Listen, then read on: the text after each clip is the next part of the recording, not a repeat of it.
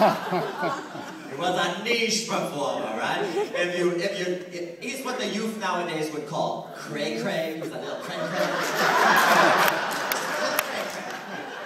Right? And, you know, and if you're a little cray-cray, you know, they call you a niche performer. If you perform a little bit out of the box, then they're like, let's find a box to put them in that's smaller than the other box was, so that we can control it, and we'll call it a niche box. But I don't think Tiny Tim was a niche performer. I think he was one of our first performance artists. And an example is that on black and white television in the 60s, he was like our first performance artist, I think. He did this amazing performance where he sang an Armageddon song in front of a bunch of children, like lots of little children, on black and white national television, right?